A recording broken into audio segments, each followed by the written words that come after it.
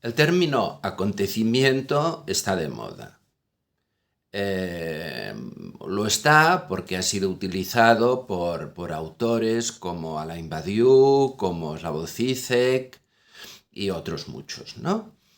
Eh, la palabra acontecimiento hace referencia a algo que aparece como un punto de ruptura dentro de lo que sería lo establecido de manera ordinaria. Es decir, consideramos que es un acontecimiento, algo que tiene un impacto que rompe de alguna manera la dinámica ordinaria, ¿no? Bien, podemos hablar de acontecimientos desde el punto de vista político. En este sentido, pues habrían buenos y malos acontecimientos. Podríamos decir que una revolución es siempre un acontecimiento, pero también puede serlo una reacción.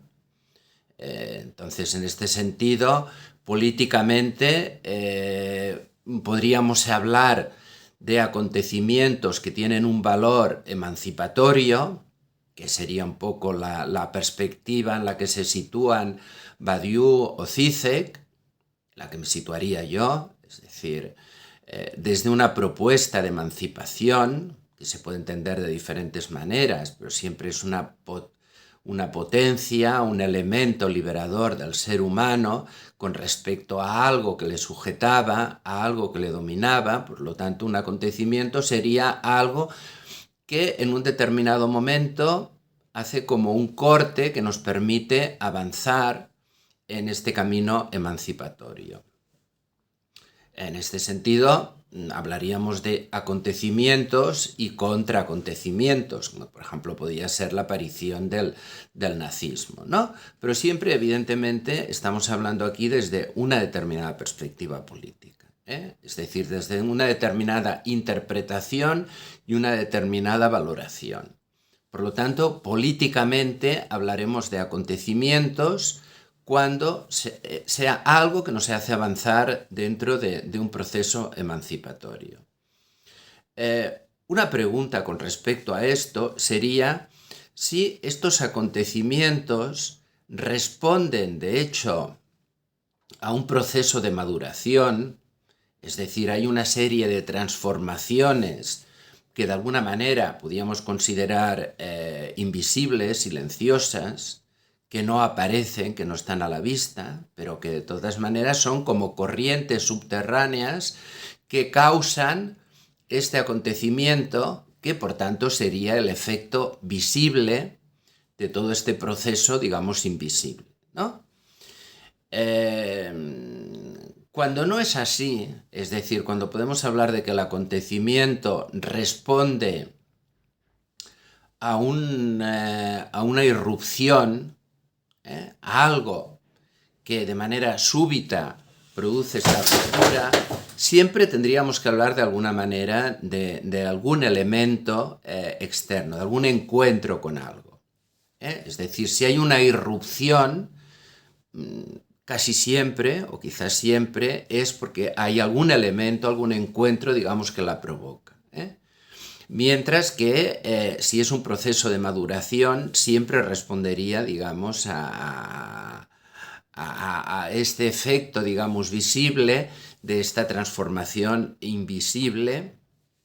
Bien, de todas maneras, esto evidentemente son orientaciones, hay que mirar cada caso en particular. Por ejemplo, si nosotros referimos a la Revolución Francesa, si nosotros referimos a la Revolución Rusa, si nosotros nos referimos a la Revolución China, si nosotros nos referimos a la Revolución Americana, habría que ver en cada caso qué factores internos y qué factores externos intervienen aquí. Por ejemplo, parece que la Revolución Rusa, por ejemplo, intervendrían factores internos, es decir, malestares, desigualdades profundas, un Estado autoritario, pero que también, por ejemplo, la participación en una guerra, de hecho, que es totalmente sanguinaria, como por ejemplo la Primera Guerra Mundial, también es un detonante que tiene que ver con que esta revolución sea posible, ¿no?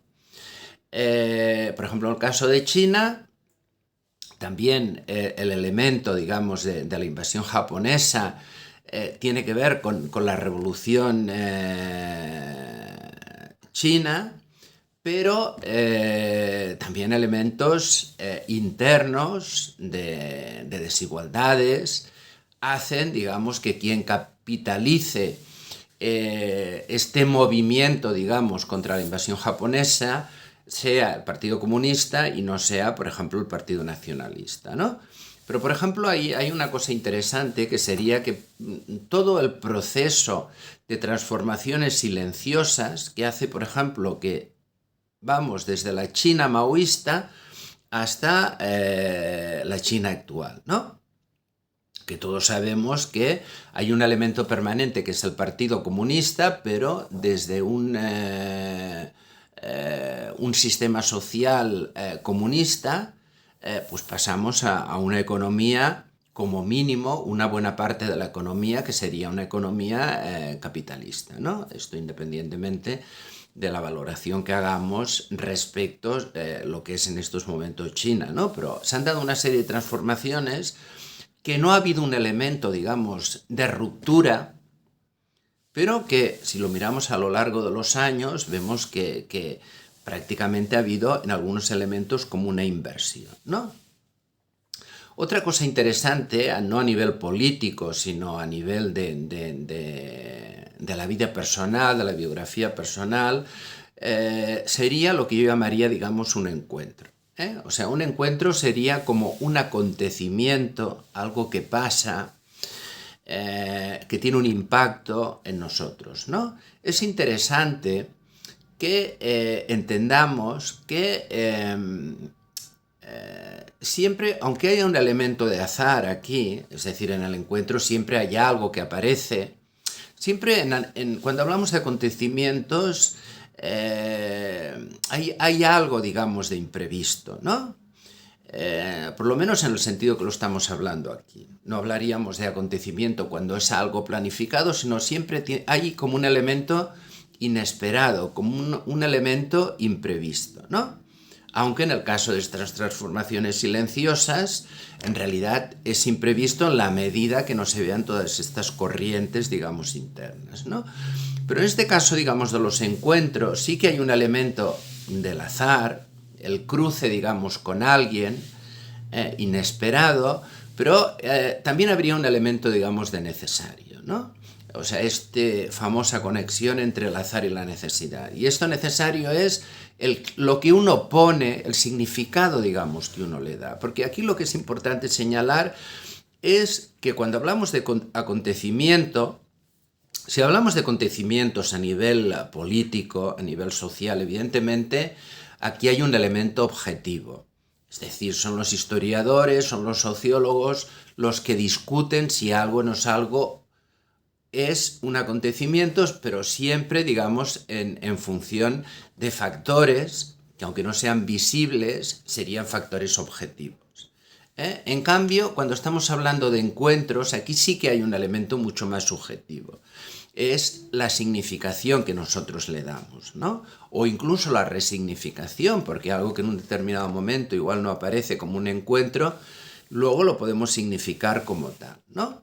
Pero sobre todo señalar que cuando hablamos de acontecimiento hay este elemento imprevisto, hay esta significación importante que siempre le da a alguien.